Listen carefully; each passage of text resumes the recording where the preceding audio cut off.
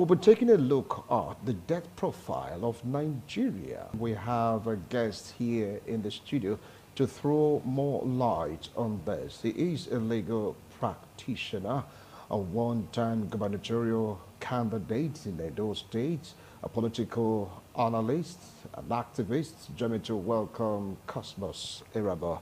Welcome to TMI ITV Network. Thank you so much, Mr. Wilson, and good morning, viewers. All right. So, less than 35 days, or less than 34 days and counting, we'll have a new president. Once it's May 29, after the handing over ceremony, bye-bye or bygone to this administration, but we have a new administration. But there's this issue of debt burden of Nigeria running into trillions. How do you think it's going to impact in the incoming administration? Well, I wouldn't want to be pessimistic, and also wouldn't want to start judging the incoming administration on the premise that the president claims to be an accountant. That means he deals with figures. But you also will not shy away from the fact that the president-elect has always been a part and parcel of this administration, ab initio, from beginning. So it will be difficult to also remove him from my personal opinion, complete total and complete failure of this administration. Because why will I say so? When they came in with the matter of economic recovery, saying that economically the country was down. Then they also talked about insecurity. They talked about corruption. Let's talk about the economic aspect of it now. It was Naira, the rate of Naira vis-a-vis dollar at the time they came in was 170 something, if I stand to be corrected. But now, I think it's about 600 or so. You're talking about the rate of the black market, but for the normal rates, about 400 and something there, if I'm not making a mistake. That's what I said. I'm talking of black market. Black market, okay. Because when I quoted 190 something, it was black market. So you view it the same level. So that's the position. We all know how economically things have gone down completely.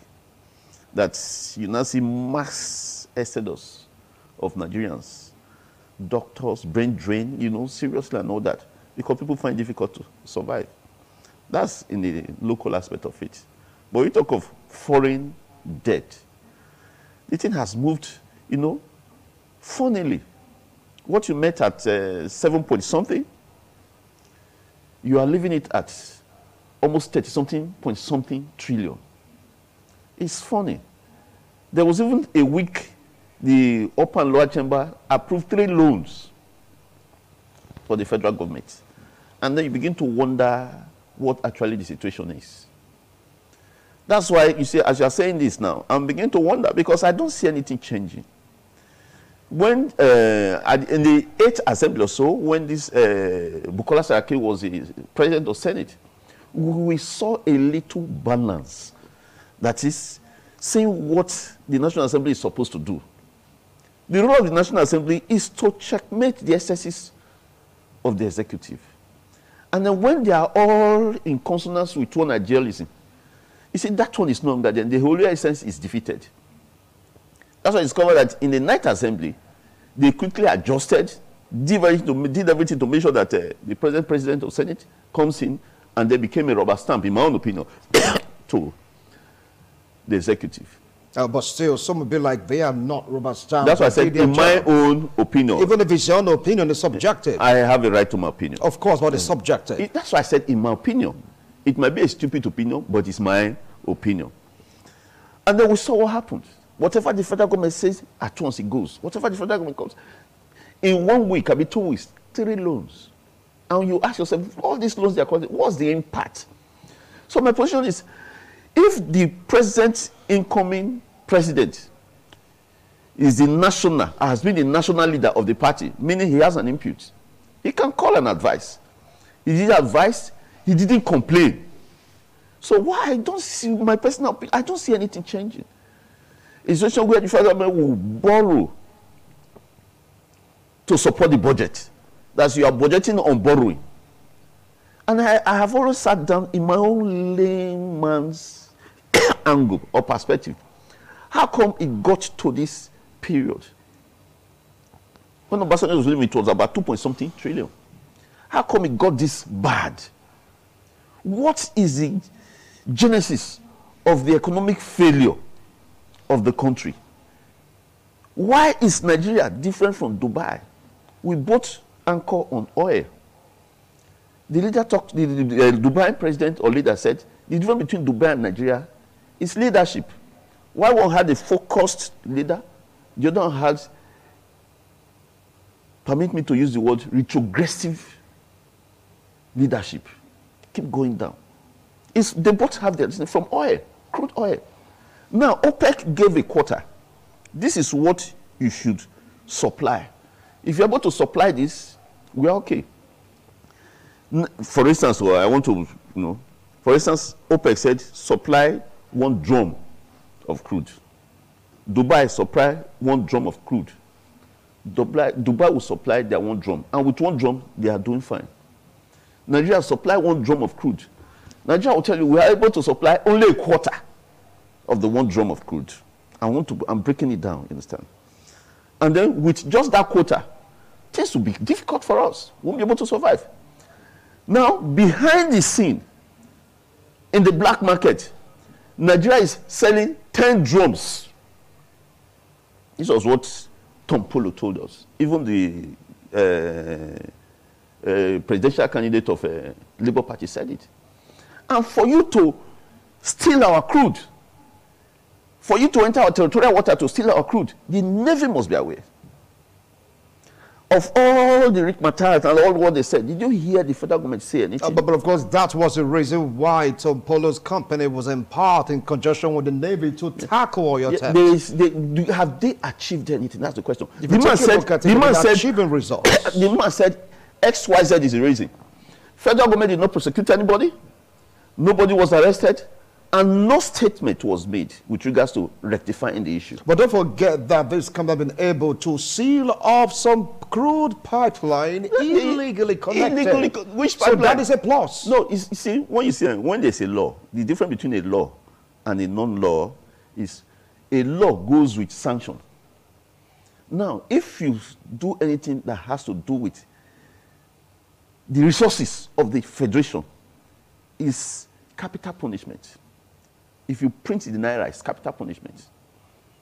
Okay, you saw people stealing the crude. That's the nerve of the nation. You said you brought people to do it, and they escort people stealing the crude. Are you not saying that our indebtedness is due to I'm trying to tell you, theft? yes. If you have, you won't borrow. I'm telling you the genesis. So the problem is corruption that has reduced to wickedness, degenerated to serious wickedness. All right, now you just hold on. We want to go for a break. When we return, we'll continue with this discussion. Don't go away. TMI, every opinion counts. Thank you so much for staying tuned. If you just joined us, this is TMI ITV Network. We're taking a look at Nigerian debt profile, the impacts, and the oncoming administration. With me here in the studio is a legal practitioner, a human rights activist, public affairs commentator, barrister Cosmos Iraba. You're trying to make an analogy between our debt profile and crude oil. Yeah. But for where you stopped. Yeah, because, Nigeria almost solely depend on crude. And then I was trying to let you know how it started. And I told you, I was using the layman's analysis. So if we're able to meet our OPEC quota and the money sold is well used, you won't need to borrow. And we will no longer go into lack. It's a result of conscious, I want to be economic with my words, conscious wickedness. On the conscious wickedness, how? Yes, you know this is wicked. You know the outcome of the wickedness, and you are perpetrating it on the people. The first time I traveled out, while instead of being excited with what I was saying, I was crying, bleeding inside. Why? I asked myself, our leaders, don't they come here? Can't they see what is in this place? These things didn't fall from the sky. People sat down, conceptualized, and brought it into reality. But in our country, things are retrogressing. People say in the good old days. Abroad, it's not good old days because the days now are better than the old ones. You understand? How much was a vehicle as at then?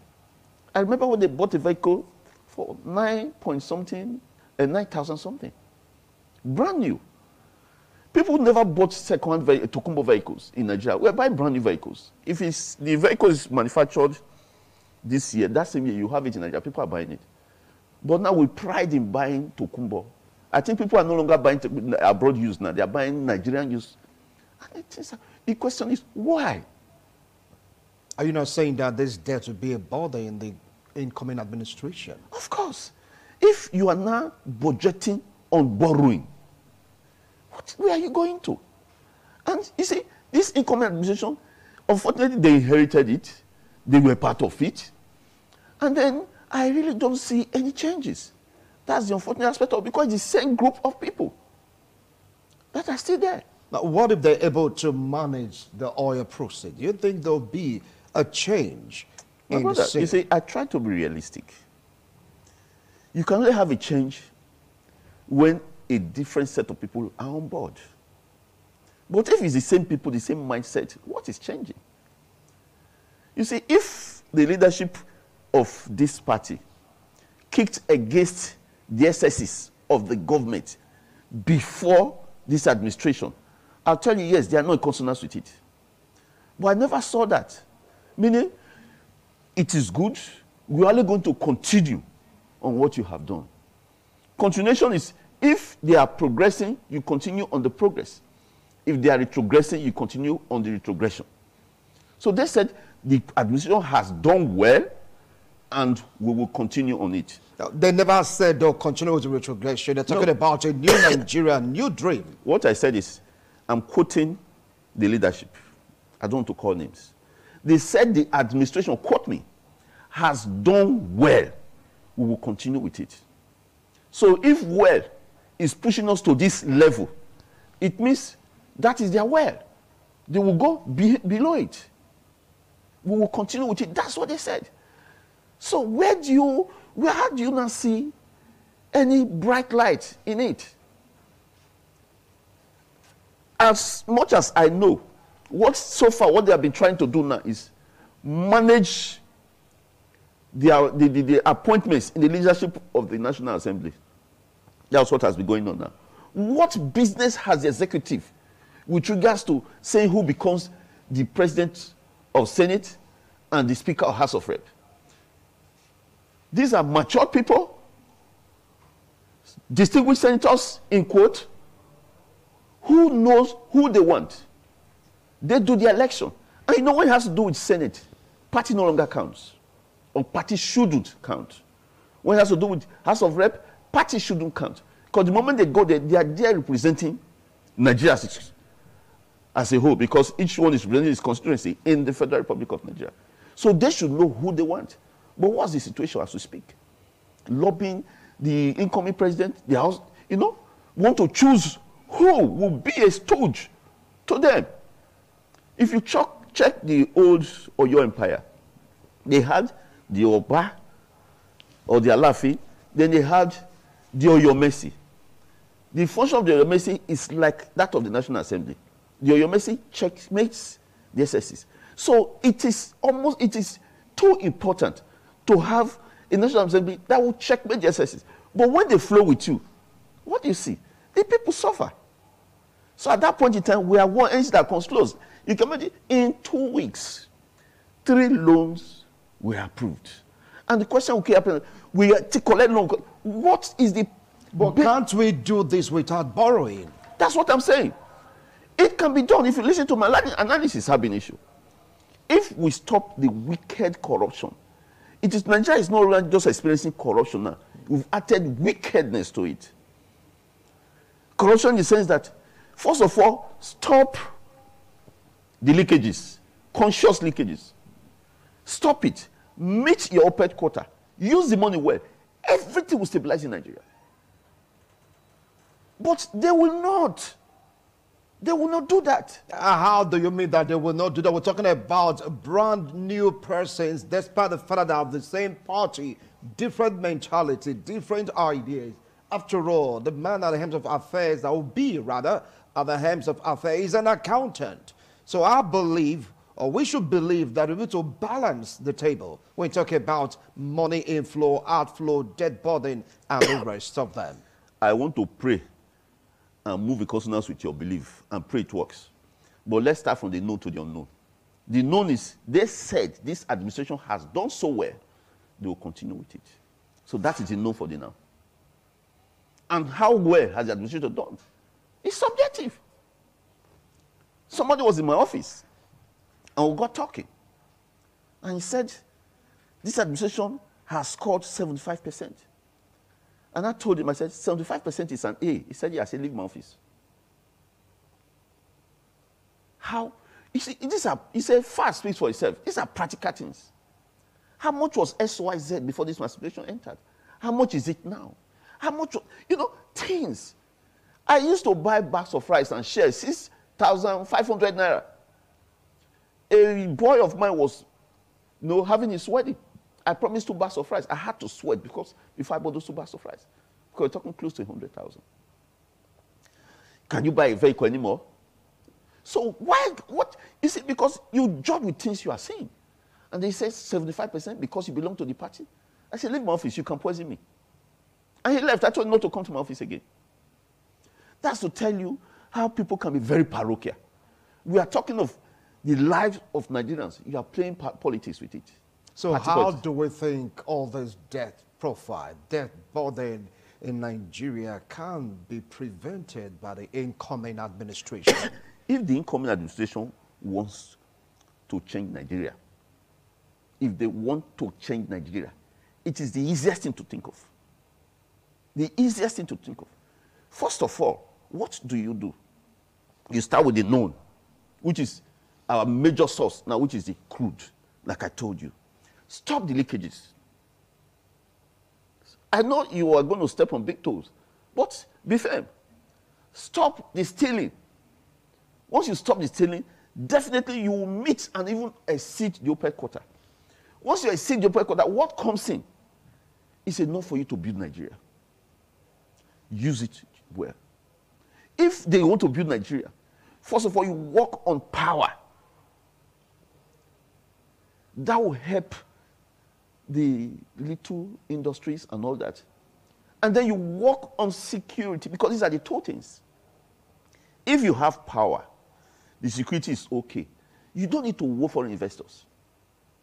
They will come, because the money they spend on power at times outweighs the interest. So everything goes up. Some will not even come. Then the security, you don't come and being kidnapped. What are we talking about? Foreign investors will come. Those days in Nigeria, you had votes, you have Peugeot, you have Michelin, every other, this employ labor. That's why the moment you leave university, before you leave university, companies are writing. You have Shell and all that. As you are leaving, they give you car loan. Job is there for you. So where will the suffering come from? Robbery will reduce. Crime will reduce drastically. Lifestyle will improve. Those days, we used to have Indians coming to teach in Nigeria. In my school, my vice principal, they were all Indians. Why? The economy was good. All right. All right. Well, it's been a pleasure having you join us on ITV Network. Thank you so much for sharing your own views and opinions. Opinions and views are his. But like what I told them, some of his views are subjective because your own opinion may differ from every other opinion. To some, this administration, they've done well, but tackling that to give strong points, block the leakages, stop the stealing, meet our quota, and definitely Nigeria will get better. All right, now to Abuja, Kadri. Yeah, the discussion very, very interesting, I must say. We must stop the stealing. I use the word we because if you go to the creek, you discover that those that are stealing the crude, most of them don't even know how to swim. But how come we have our product disappearing. Somebody somewhere must definitely be there to say this is how you go about it, and make sure when you come back, you pay some percentage to this particular account. We must try as much as we can to stop that, because if you look at the debt, it's increasing by the day, despite the fact that former President Olusegun Obasanjo, when he was in power, he tried as much as he can to ensure that there's a debt cancellation, and we were enjoying that until recently. It kept on increasing and increasing, and we don't know when it will stop. Yeah, from 2 trillion from 2015 to beyond 8.